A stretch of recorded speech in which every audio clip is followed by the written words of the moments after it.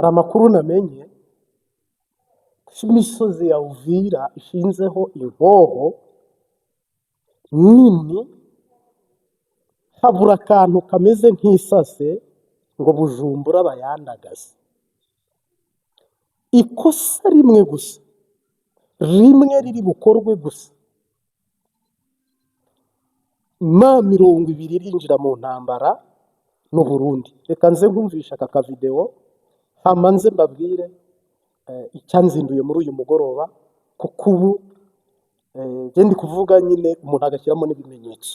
Ya video nayizanye, tegera wiyumve. babwira ngo twabirukanka akajaha ibingibi ntibikunda, akajaha akirukanka Doha ntibikunde, akaja Washington ntibikunde, akaja Rwanda ntibikunde, akirukanka muri ESA ntibikunde, akaja ku Barundi ntibikunde. Abarundi what's wrong? Niki cababayeho? Ico dushaka kugira tubabwire ni igihe cyo gukorwa n'isoni. Narabandikiye kuri Twitter, mugende muyikurikirane, ndababwira ngo twabahaye inzira yo kugenda kubwa amahoro, ubu nyine tugiye kubafata n'amaboko, kandi ibyo mbarahiye mbivugiye hasi nza mpanura, ariko tuzomubereka n'amaso yanyu, tubereka abarundi, abasirikare b'abarundi, tubafashe mu maboko yanyu. Kini igihe cyanyu mugize ubwenge mwo kwihinzira mugatangira kugenda nkuko murambi bavuga. Ingabo z'u Burundi zasuye kugaruka zigeza kuri point 0 ndetse na za Ngoma na za Gatongo. Ibyo bintu byaba ari ukuri, nimba ari ukuri mwabyakiriye gute nka MRDP ndetse na FC muri rusange? Murakoze cyane ku kibazo ciza. Reka tumenyesha abantu bose, tumenyeshe community international na national, tumenyesha amahanga yose, tumenyesha abahuza, tumenyesha African Union, tumenyeshe leta ya Kinshasa, tumenyeshe leta ya Burundi komeza kubikora, tumenyeshe n'abandi bose bakunda Afrika, bakunda n'ubwoko, bakunda no kubaho kw'abanyafrika. Reka tubamenyeshe kuko leta y'u Burundi sibwo bwa mbere ikomeza ikora ibitendo kibingibi byo kugirangiza kumara ubwoko bwacu bw'abakongomani muri rusange. Murabizi kuko yaje muri aircraft igihe yigeze kuza muri ya force ya East African Community Region Forces, yigeze kuza irimo n'abanyakenya n'abandi, yaje na betraying abandi bagenzi babo, iragaruka iyitangira kurwana mu ruhande rwa Kongo. Irangije ibona ibyo ngibyo ntibihagije, irasubira agendera gusinya nanone amasezerano na leta ya Kinshasa, ikora tafoke ariyo yavuye hane ejo bundi. None ubu nyine yongeye gusubira kongera kugaruka, kandi ico gihe yakoreshaga ubutaka igakoresha ikirere, none ubu nyine kirakoresha amazi yo. Ubu nyine dusangiye umupaka, twarababwiye ngo nibareke tubane neza, nibanga tuzabane nabi. None abarundi baragiye barahunze bageze Bujumbura, ubu nyine barasuye baragarutse ko baritura Baraka batokoze rase buri gitondo n'umugoroba. Ubu nyine hari brigade zingahe ziri mu bibogobogo, hari abandi barenze kuri 0 ko turamenyesha abantu bose bavyumve, nta banga rihari, barenze kuri 0, abandi bageze za Gatongo. Abo bose ngo ko barashaka nta kindi bakurikiye no gukomeza baza gutera ubwoko bwacu bw'abanyamurenge, community y'abanyamurenge iri hano. Murabizi ko baratuza yigeze ko bivuga yuko bataba mu Minembwe ariko baba kuri 0, bagarutse kandi kuri 0. Reka tubaheze iyi warning, reka tubwire kino gisoda cyo Burundi cya CNDD-FDD yuko twabahaye warning ya mbere yo kugira ngo muhaguruke mugende. Iyi warning isigaye niyo kuzobafungira inzira zose tukazabafata kubw'amaboko, yuko aho muhemunyura naho muhemwijira naho mushaka gukambika hose turahazi. Hariya twafite abana bahavukiye barahasaziye. Ico twobabwira ni musubize y'ingabo zanyu, musubiri Burundi tuzabana amahoro. Bitabaye ibyo ngibyo twabafatiye ingamba zo kuhabakura kubw'imbaraga, kandi turahabakura ibyo ntibitunaniye yuko nizo mbaraga turazifite. Tumenyesheje abantu bose kuko izo ngabo zongeye gusubira kugaruka. Uturere zeze ukipa kandi n'uturere twacu twa Minembwe nabo twababwiye ngo nibahaguruke bagende batahe kubw'amahoro. Dufite imbaraga zo kubabakura kandi mwaje tubizi. Amakuru yanyu turayafite, turayazi yose, baratuzura bizi ko tuze tukubwira amakuru nimba utaruna yazi. Muri ku Gatongo, muri kuri 0, muri mu bibogobogo, muri uno muhanda wose wo kwa Murima ko murabagira ngo ni Red Tabara, ta Red Tabara igihabane icuka. Ico twababwira n'abarundi turababwira buri munsi, twababwira ngo nimuve muri aka karere yuko twebwe dukeneye kugira ngo duturi wacu. Abarundi ngo baraho ngaho bari menase n'ikibazo, bafite ikibazo cha M23 wase n'abakongomani ngo hari n'igihe bagenda bakatubesha ngo twebwe ngo kwanza ngo mwebwe twirwaneho ngo nta kibazo tubafiteho, ngo ariko ngo tudashaka ni M23 natwirwaneho n'abana babiri b'amahasha bavuka ku muvyeyi umwe muri Kongo. Iki nico gihugu cacu catuzaye, kakujya muza muririmbi wanyu ngo ni igihugu cabibarutse. Natwa hatuzohatura nubwo bizoba bisaba amaraso arutayamenetse. Uyu mushenzi, uyu mucangiro wa Kagame.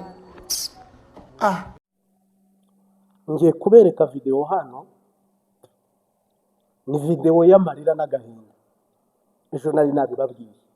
Kindi gituntuje kibabaje, kuki se Barundi yavuze ngo nimutamutora muzapfa? kandi akababwira ngo nimutamutora ntabwo Burundi buzaba. Bivuze iki?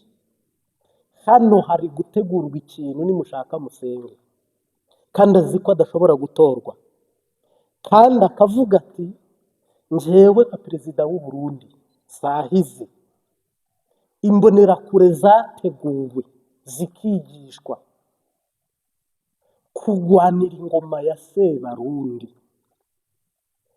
Hano rero hacurwa iki, hategurwa iki, hari iki kibyihishe nyuma y'ijambo yatangaje, nyuma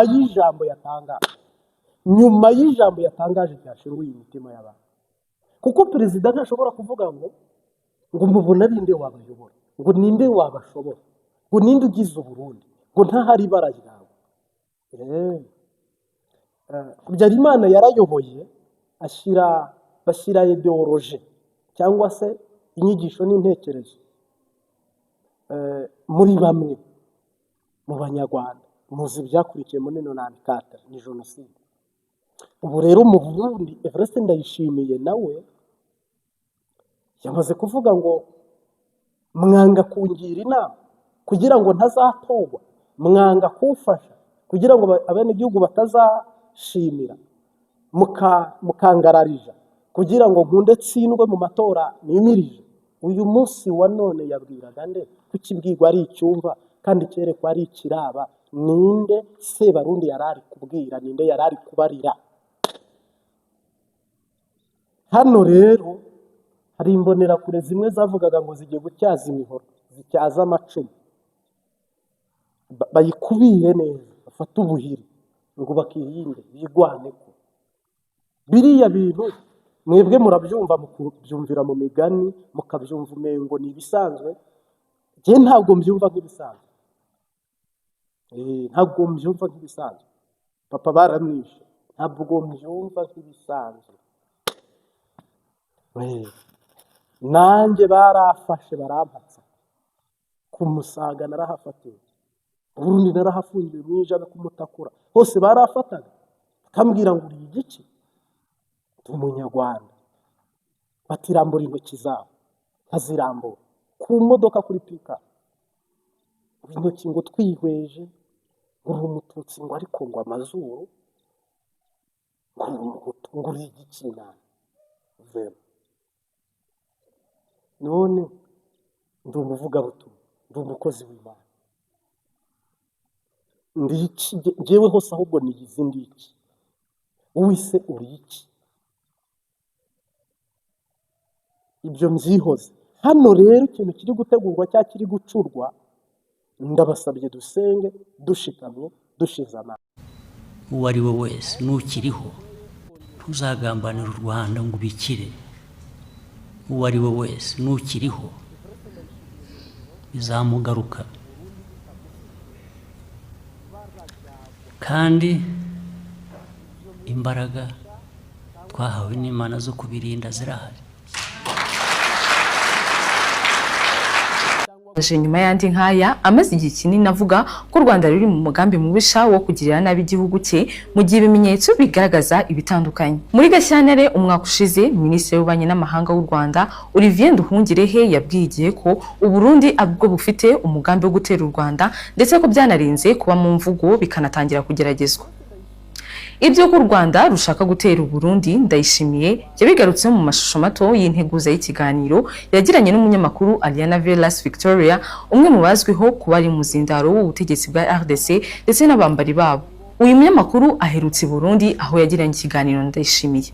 Ibi ni nyuma y'urugendo yari yagiriye Kinshasa nabwo mu mujyo nk'uyu. Aliana Velas Victoria yumvikana abwira Ndayishimiye ko u Rwanda rwateguye ibitero byo gufata Uvira, ibintu byose bwarwo bwamaganiye kure, bukavuga ko ikibazo cya Uvira nta hantu na hamwe ruhuriye nacyo. Ndayishimiye yavuze ko ibitero byatangiye iminsi ibiri imbere y'isinya ry'amasezerano, ko byose ari u Rwanda rwari rubiri inyuma. Imvugo nk'izi ziherutse kwamaganwa na Perezida Kagame avuga ko nta hantu u Rwanda ruhuriye n'ibibazo bya Uvira. Mu Ukuboza 2025 ubwo yakiraga indahiro z'abayobozi batandukanye muri guverinoma, yavuze ko iyo mirwano hagati ya M23 na FARDC n'abayishyigikiye yaturutse kutubahiriza ibyari byaremeranyijwe. Ndayishimiye yavuze ko umuryango mpuzamahanga ugomba kugira uruhare mu gushyira igitutu ku Rwanda kugira ngo rwemere inzira y'amahoro. Perezida Kagame we yigeze kuvuga ko u Rwanda atari rwo rwarenze ku bisabwa mu masezerano y'amahoro. Mbere y'uko imirwano iba, u Rwanda rwari rwaragaragaje ibimenyetso rutanga n'impuruza y'ubwicanyi buri gukorerwa muri Kivu y'Amajyepfo. Mbere gato y'uko amasezerano y'amahoro asinyirwa muri Amerika, hari hashize igihe kinini hari amajwi y'umutwe wa M23 avuga ko ibintu bikomeje guhindura isura hafi y'umupaka w'u Burundi, ndetse usaba amahanga kutarebera ibiri kuba. Kugera mu Kwakira, ingabo z'u Burundi zirenga 10,000 zari zimaze gushinga ibirindiro mu bice bitandukanye bya Uvira no mu misozi ya Mwenga, ndetse ku rundi ruhande Kinshasa naho hari hakomeje imyiteguro ikomeye kuko abacanshuro babarirwa mu bihumbi bo muri Colombia na El Salvador bahawe ikiraka n'umunyamerika witwa Eric Prince ufite sosiyete itanga serivisi z'abacanshuro. Icyo gihe u Rwanda rwagaragaje ko imyitwarire ya RDC n'u Burundi iteye inkeke, ndetse amakuru igihe ifite nuko ibyo byose byagiye bigaragarizwa abahuza yabiduha ndetse ni Washington DC. Muri Kanama, FARDC na Wazalendo bahaye abanyamurenge iminsi 10 yo kuva muri Uvira, bitaba ibyo bose bakicwa bakanamenyeshwa ko batemerewe kujya mu isoko, ku mavuriro cyangwa se ahandi. Bigeze muri Nzeri batangiye kwimwa amazi, batangira gufatwa,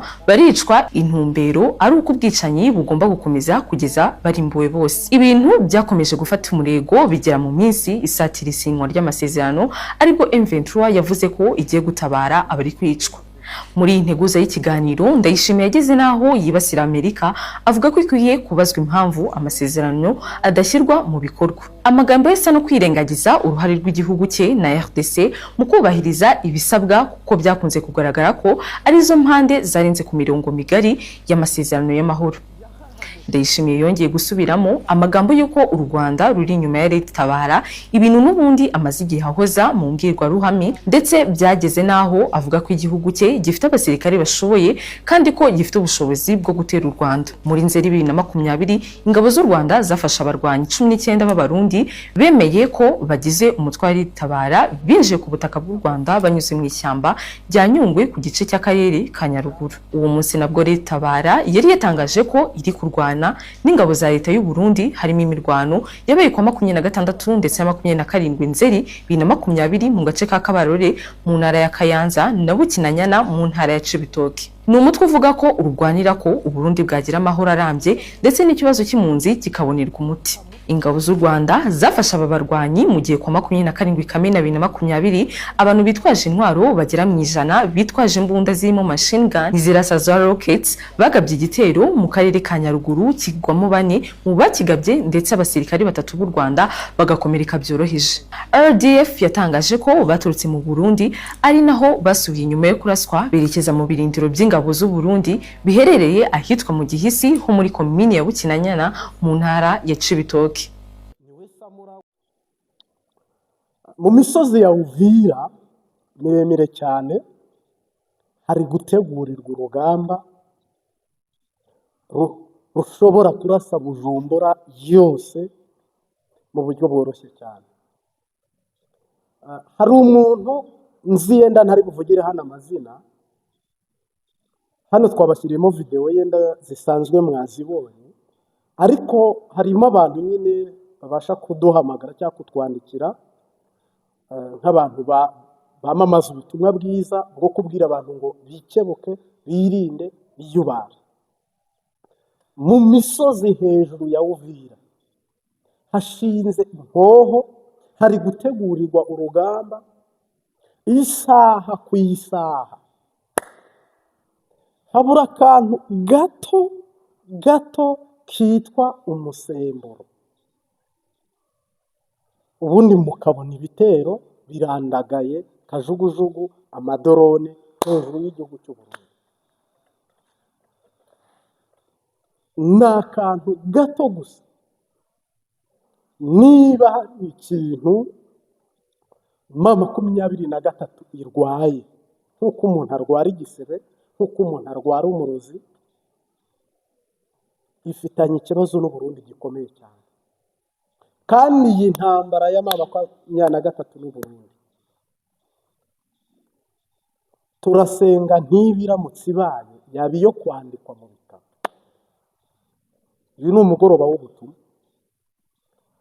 Mbisubiremo, mu musozi wa Uvira hejuru cyangwa mu misozi ya Uvira hejuru, muri Uvira hari gutegurirwa urugamba, intwaro ziri kwegerezwa hariya, ziteguye umwanya uwo ari wo wose ijoro ridatabara kurasa Bujumbura Gitega. Bujumbura Gitega. Mbwira abantu badukurikira, niba uzi ko udasenga, ukaba uzi ko udakijwe, ukaba uzi ko utizera Imana, kinjira ukuremo akawe karere. Kuko hano ndayishimiye, ni umuntu ushaka kuvuga ataho kugira ngo CNDD-FDD duhombe, reka ntacyo tuveho, ariko tuvaneho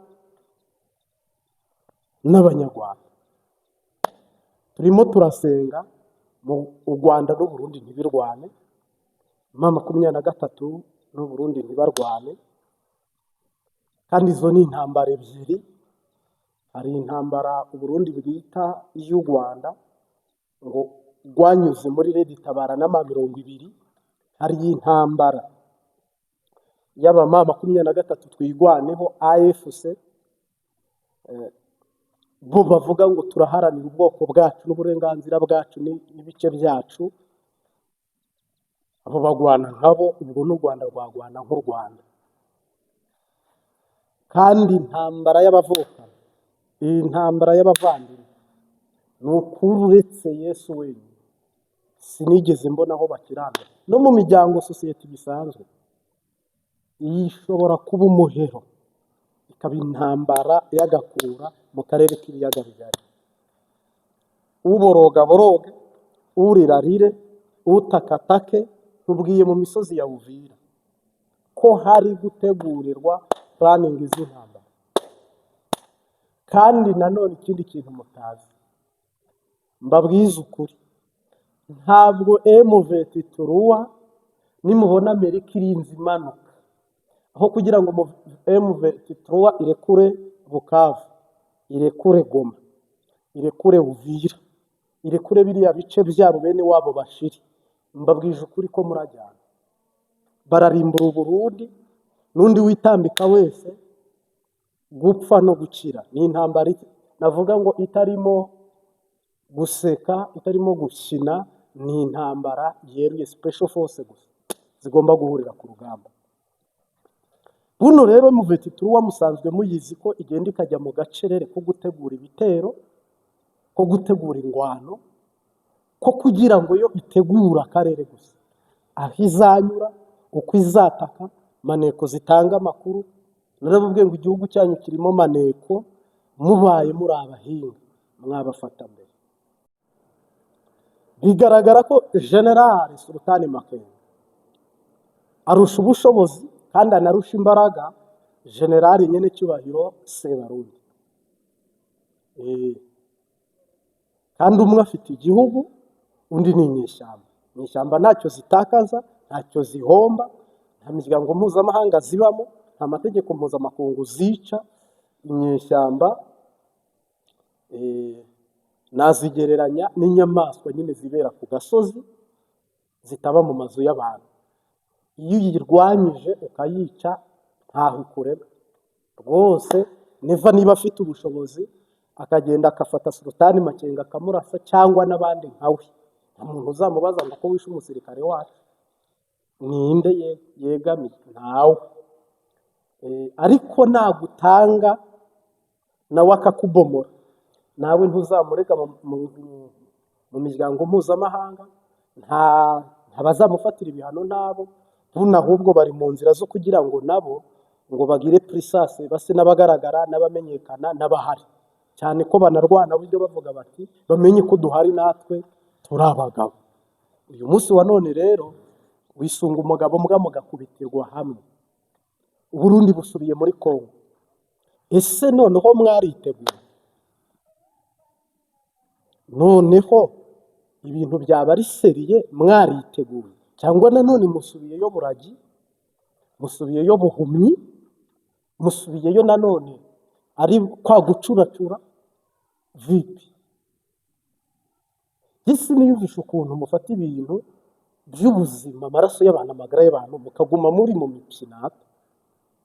None iyo ntambara mugwana idashira, iyo support mutanga itagira umusaruro,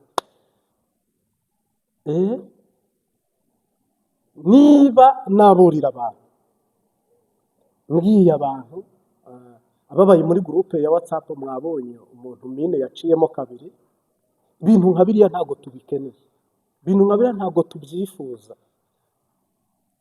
Yesu nashimwe cyane. Ubu tuvugana rero, General Prime Niyongabo, Minisitiri w'Ingabo Gaspard Baratuze, aba bantu bari buyobora igisoda noneho gitanga itsinzi mutabonye Uvira, ntimugibone Bukavu, ntimugibone Goma, ubu murayibona, muraza noneho kuyishyikira za Karembe, muraza kuyishyikira za Ruvumbu, muraza kuyishyikira za Gisangani, Ituri. Buno navuga ngo abenegihugu b'u Burundi bafite ubwoba, Ndayishimiye afite ubwoba, umuntu wese aryama azi ko ari bubyukire mu ntambara. Abagikanyakanya ni mu Rwanda, kuko twebwe nta sasu, nta watsinzwe, nta warashwe. Ndayishimiye ari gutabaza amahanga, igihe amahanga atamutabara harakorwa iki? Tukibaza. Igihe amahanga atari butabara harakorwa iki? Mana we, Abarundi bazi kwica, Abanyarwanda bazi kwica, Abakongomani bazi kwica. Iyi ntambara mwahuriramo n'ukuri ntikabeho, turayamagiriye muri Kristo Yesu ayidutsindire. Kubera ko ni ikintu giteye ubwoba. Yesu Kristo mwana w'intama w'Imana, aha nyene ubu neza bamaze iminsi umuntu wese ari seriye, Uburundi bukomanga intambara, bwifuza intambara, u Rwanda ruti habuze ukoma gatoya ngo mworosoro wabyuka gukoma rutenderi. Ubu bose barashyugumbwa, amaboko araribwa, donc imitima yabo kwifuza kurwana. Uyu munsi wa none rero, uhereye kuri video wabonye bwa mbere, ugafata video wabonye bwa kabiri, nzibashyiriramo mumenye ibiri kuba, mumenye akaga kari kuba, mumenye ko ibi bihiga abana banyu, abagore banyu, abagabo banyu, ubwoko bwanyu, imiryango yanyu, igihugu cyanyu. Hama mufate inzira dusenga. Navuga ngo Katari byarase, i Rwanda biranga, muri Amerika Washington biranga, mu Burayi biranga. Nta kintu na kimwe kigeze gikunda. Reveriyani rero yaravuze ngo nyuma y'uko byanze tugomba kwigwanaho. Kandi nkubwije ukuri, hari umujinya w'akazikira, ishavu y'umurandurazuzi. Muri aba batwara, muri izi ndongozi, barashonjesha, bararushye, bararemerewe, Mukama w'ikigongo. Buno rero Tanzania aho kugira ngo isukemo amabisi, nayo yinjiye mu ntambara. Ingabo z'u Burundi bushije naraziberetse ziri kwambuka, uriya n'uwampaye video ambwira ati ubu dusubiyeyo mu dusengere, kandi ubu ngubu hari igihe uguhaye video ntazagaruka, nayibashyiriyemo. Kwambuka ikiraro bari kuza, niba ukurikira Imbabazi TV 3, arambwira ati mu dusengere, kandi imiryango yacu mu gisengere, kuko twebwe ugwacu rwatubereye. Kandi ikindi kibabaje, Kongo bamwe barwanira Kongo nyine nk'iyabo, abandi barwana basahura amabuye y'agaciro, ibiti n'ibiki. Uburundi buri mu kibazo cy'isoko bwari bufite muri Kongo. Wibaza Bujumbura bunimeze ite? Wibaza utuzi twose, urudandazwa rwose, ibitoro byose byavaga muri Kongo birugaye, kandi Uburundi ntibwemera ibiganiro na M20 kuko guverinoma yariye amafaranga menshi y'ikisasa. Yahera he? Guverinoma y'u Burundi yemeye gukorana na M23, ikisasa byahita biteza ikibazo. Ariko jewe ngiriye inama Evariste Ndayishimiye, niba ari amasaha usigaranye, niba ari umunsi usigaranye, Imana niyo yagennye umunsi ntarengwa, uraba utanze ubuhoro. Aho kugira ngo njye ikisasa, naza muri Uvira aturana na M22, nkaba ariyo numvikana nayo, aba ariyo muza nayo, ahubwo ukafatanya nayo kurekepera biriya bice mukabikuramo inyeshyamba, hama ugacunga imbibi zawe n'igihugu cyawe, wowe ukicukurira amabuye y'agaciro. Nuko ujya kubana n'uwakure utayo wa hafi, uzimuka umusange. Kuvuga ngo urabana n'uwakure hari uwa hafi mudahuza, azaguteza akaga na kwambere. Rero ntarandiriye, intambara iri gututumba, bimeze nk'ikirunga kigiye kuruka. Intambara iri gututumba ukurikije amajambo umuntu agenda yumva, message umuntu agenda ahabwa, banyandikira kuri WhatsApp, abampa amavideo, abambwira bati twiriwe ku rugamba, bimeze ukunuku. Ofete utaranirwa agaramye agira ngo riba bugufi, kandi utabusya bwita ubumera. Ariko hababye amazi yarenze inkombe, kuko aho ibintu bigeze ahantu Evariste Ndayishimiye ari kwiyambaza amahanga ati nimudutabara. Red Tabara ntibaho, M23 ntibaho, mudukize u Rwanda. U Rwanda rudaseba guhakana ko rudakorana na M20. Niba rero Ndayishimiye afite amakuru ahagije, kugira ngo ariko nayo nayo, ubundi abaye afite amakuru ahagije ntabwo yakwicaye kuri kamera ngo abwire abarundi ngo nimutantora haramuka apfuye namwe muzapfa. Kubera iki yagabishije ibi bintu? Imbonerakure bazihaye imihoro, imbonerakure bazihaye amafuni. Kubera iki yagabishije akababwira ngo nimutantora nta buzima muzagira, nta mahoro muzagira, ni njye njyenyine ubafatiye runini? Ni ayahe makuru yibitseho? Ni imbonerakure, ni abasamuragwa biteguye kurwana inkundura. Inkundura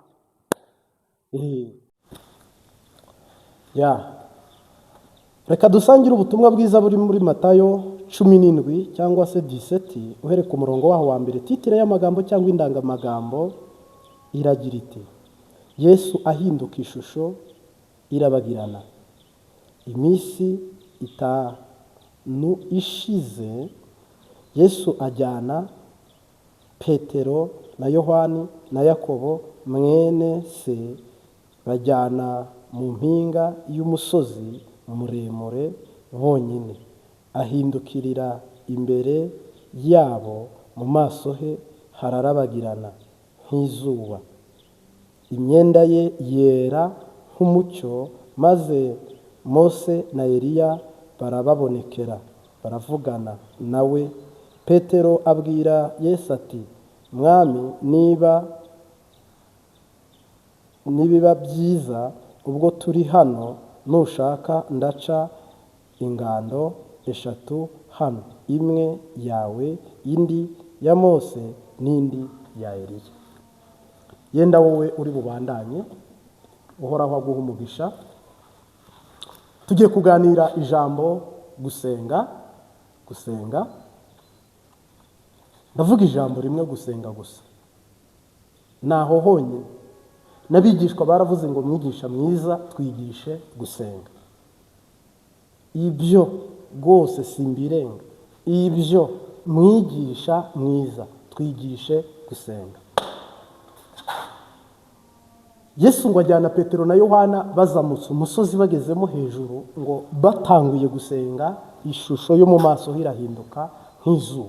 Nta muntu ureba mu izuba wahuma. Gusenga, signification yo gusenga. Gusenga ni ukuyaga n'Imana. Gusenga ni inzira navuga Adamu na Eva bamaze gukora icyaha, bamaze gucumura, Uwiteka yarababwiye ngo muzongera kumbona binyuze mu gusenga. Kubonana amaso ku yandi bikurwaho, inzira isigara, kubonana n'Imana ari uko ubonana nawe nayo ni uwasenze.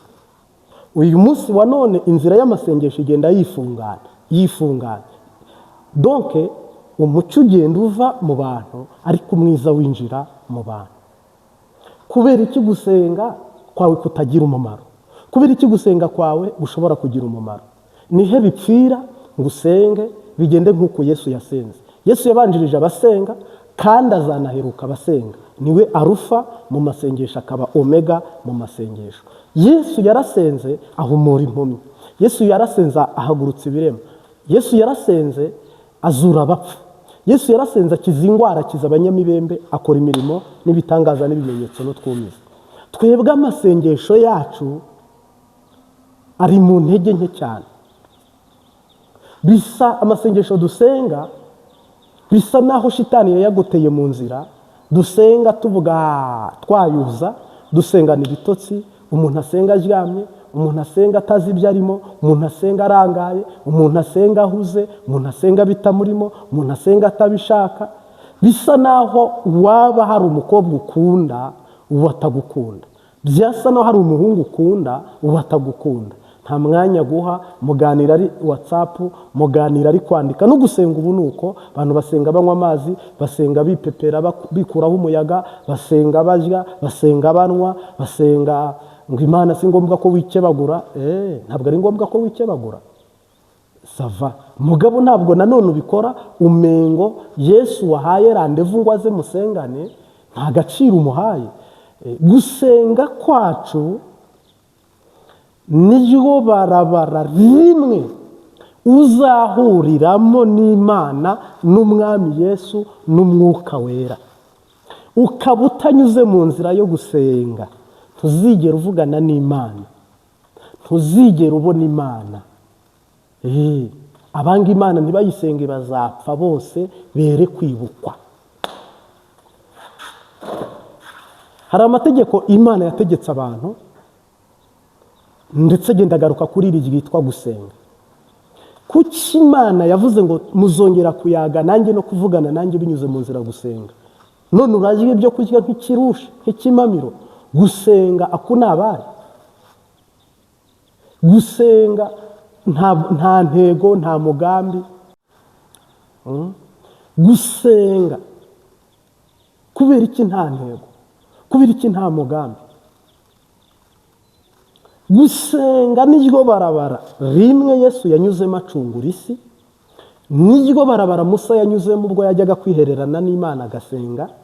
Ni naho mbasomeye Yesu yazamukanye n'abigishwa be gusenga, kandi arababwira ngo musenge mutajya mu moshya mabi, mitima yanyu shitani itayisahura.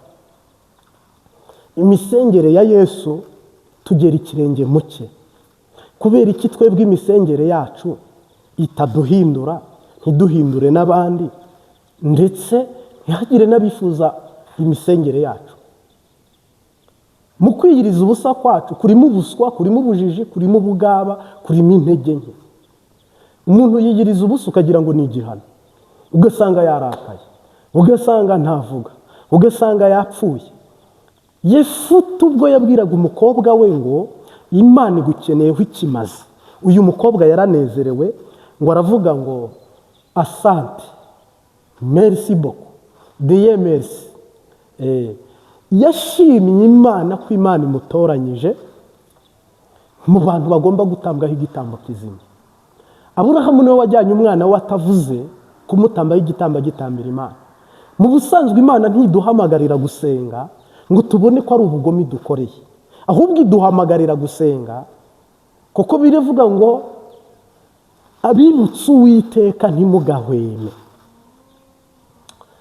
Yesu nakavuga ngo burije n'igihe umuntu atakibasha gukora imirimo y'uwamutumye, nkwiye gukora umurimo hakiri kare. Aravuga ngo musenge ubudasiba kandi musenge mw'ijoro n'amanywa. Uyu munsi rero twebwe gusenga kwacu ntabwo twisunga icyo Bibiliya isaba usenga uko agomba gusenga. Bibiliya isaba ukuri, igasaba mu mwuka ngo abasenga basengere Data mu kuri ndetse bongera kuba bari mu mwuka. Nta muntu ubyita ku izina ry'Imana Data na Mwana. Ayo magambo si yo mabi, ariko ababikora bakubita ikimenyetso bigurukira. Gusenga k'umuntu iyo kubaye imigenzo cyangwa kukaba imihango, cyangwa gusenga k'umuntu kukaba kurimo gusinata, ari kuri WhatsApp asubiza. Hari umuntu twigeze dusengana ararangara, numva mu misengere yarimo aravuga ngo Mwami Yesu, ngo ndagushimiye ko wandinze, ngo nanjye ejo nzakurinda, ngo no kuri umugoroba nari nkurinze, ngo kwa Jinara Yesu Kristo, ngo mu izina rya Yesu. Gusamara kwe wiyambariza kwishyiga ikagutera ivu cyangwa se umunyota mu Kirundi. Ni ukuvuga Imana usenga kwe gutegura umwanya igihe ukumva kujya kwihererana n'Imana mu kugara inzugi zose. Imana ivuze ngo abantu basenga ubudasiba, n'undi muntu amara icyumweru atarasenga ngo ni mu ntege nke, ngo naraye ntasenze ngo narinaniwe, nabyutse ntasenze nihutaga, abana bantesheje umutwe mbura uko senga, umugore cyangwa umugabo yantesheje umutwe mbura uko senga. Izo ntambara zose Yesu yarazi ko zizabaho, ariko gusenga n'ubugingo bwawe personnel peke yake. Izo ngwano zose Yesu yarazi ko zizabaho. Imisengere yawe yivugurure mu nyungu zawe. Niba uri kugenda ufunga ibarabara, uzahabwa umugisha nk'uw'ab'isi, ntabwo uzahabwa umugisha nk'uw'ab'ijuru. Uzabirebesha amaso ariko ntabwo uzabiyo. Gusenga kwawe nuguha umwanya, kukagira intego, kukagira gahunda, ukava mu kujagarara, ukava mu kavuyo, Imana Data izakwiyereka. Kuko Bibiliya iravuga ngo sinzirengagiza intore zanjye zintakira ku manywa na nijoro, kandi nta kizaba ntababwiye. Niba hari isezerano ry'uko gusenga kwacu dushobora gusenga tukabwirwa, dushobora gusenga tukabona, dushobora gusenga ibintu bikemera, noneho Uwiteka ntatwirengagize. Oburijwe itegeko gusenga ku murango, gusenga mu ijoro, hama nta kizaba itatubwiye. Uyu munsi wa none rero urebe ibintu biba byose bigushyikira. Bamwe basura mu nzozi ibintu biba, bamwe bibashyikira mu nzozi babibonye bakabinigirija, abandi bakumva ijwi bakanegirija, abandi bakagira Mwuka Wera akaguma gusura mu ijambo, mu ndirimbo, atanga sinye ko imbere atari sawa, wowe ukagorwa no kwizera no kumenya guhagarara ngo ucukure indake ukavaringe umwanzi aturuke hara wamubonye umurase mu kico. Mwuka Wera akaguma yasisita bikazagira hakigira. Nabonye kuyoborwa n'umubiri mpitamo kwigendera. Uyu munsi wa none ntitwakabaye muri uru ruhagarara, muri aka kaga, muri ubu bwoba. Kubaho mu buzima tumeze nk'abatagira Imana. Umugabo uzashaka ntawe uzi uwagushatse, ntakuzi uwo ushatse ntumuzi, abo ubyaye ntubazi, ni ukubaza akamenyi, abapagani bakabaza abapfumu. Igihe uzamara ku isi ntacyo uzi, niba uzajya mu ijuru ntabyo uzi, niba uzajya mu muriro ntabyo uzi. Kandi usenze imyaka 3 nturanarota, usenze nta jwi nta jambo, ni ukugenda nyamuragi, ni ukugenda buhumyi, ukubitaguza ubaririza. Nukuri nagira ngo mbarire abantu bakurikiye Imbabazi TV 3, ngende umuhanuzi sinkunda kuvuga buri jambo ngo mbabwire aho ryanditse, kandi abahanuzi ngira ngo ni yo domene yacu, ariko jewe niko nahamagawe, niseguye ku bantu babona ntavuze ngo iyi ndirimbo iraha, iri jambo riraha, nuko ubundi iyo wuzuye umwuka wera abwirwa benshi akumva bene yo. Intego imwe n'inzira imwe nuko umuntu yaba ayobowe n'umwuka w'Imana. Niba mwuka wera kuyoboye nta mpaka tuzajya, si impari turimo. Rero imbogisi kuri WhatsApp dushyiraho nimero, iyo ubonye udidaniwe uratubaza ngo iri jambo riherereye, tukarishaka tukarikoherereza. Ariko hano tuba dufite iminota kuri kamera, sibyo cameraman? Yes. Ni ukuvuga ngo nta bushobozi dufite bwo kugira ngo twe twigishe ikibatirizo n'ibindi. Ibyo nge shoboye ni ibi wambonanye ni ibyo, ni General Prophete Martin, ni ibyo vraiment. Uyu munsi wa none rero inzira yo gusenga igenda yifunga, ibihugu birarushaho kuvanga politike n'iby'impemu, ishengero ikagenda yinjira muri Sazari cyangwa Kayizari, abantu bakagenda bagira intege nke zo gusenga, umwiza ubasatira cyangwa ijoro ribasatira, noneho amanywa avaho n'umucyo uvaho. Ofete urugamba turimo n'intego turimo Yesu yaduhaye nk'umurage cyangwa nk'irage, ntabwo turi kubasha guhambya cyangwa gushyitsa ku ntego n'umugambi by'itarano Yesu yaduhaye. Rero izi ntege nke abantu basengeramo babinigirija, urwaye ajya kwa muganga, ukeneye ubwenge ajya ku ishuri, urwaye abadayimoni bamutera ishinge cyangwa bakamuha ibinini, gusenga bikaba iby'imigenzo n'imihango. Intambara abantu bafata ikirere bakakirinda, bagafata amazi bakayarinda, imipaka bakayirinda, intambara ntizigere mu bihugu. Ariko nagira ngo mbamenyeshe ko ntimwishinga abanyaburayi, twebwe turihangajwe, ntimwishinga abanyamerika cyangwa abarabu, bariya bo niryo sezerano ryabo. Ariko musome Bibiliya murebe umugabane wacu icyo Bibiliya ivugaho. Twebwe intambara zirashoboka 100%, abantu bagapfa bagahona mu gihe banze kumvira Imana. Aho kugira ngo guhombe nzaguhombe. Mu ntego y'Imana yahombeje uriya mugabo wari ufite ingurube nyinshi rokora ubugingo bw'umuntu. Mu ntego ya Yesu yaravuze ngo indogo bizirikanye n'icyana cyayo muyiziture muyinzanire, ubabaza muvuge ko ari njye. Inzu y'umuntu barayisambuye, nta tegeko, ntawe banyuzeho, ntawe babibajije. Ku bugingo ntawe uyitambika, ntawe uvuga, nta kivuga. Niyo mpamvu bavuze ngo Yesu waguha isi yose ariko akakunyaga ubugingo, byakumarira iki? Ntacyo. Yego, Mwami Yesu ndagushimira, umwigisha mwiza, uri umurengezi, uri umucunguzi w'umutima n'umubiri n'ubugingo. Nukuri utwiteho, dutabaro turengere ku murango no mu ijoro, ibyo ugomba n'ibyo ushima bibeho none n'iteka ryose. Amen. Ndagukunda cyane. Ciao ciao. Shalom shalom.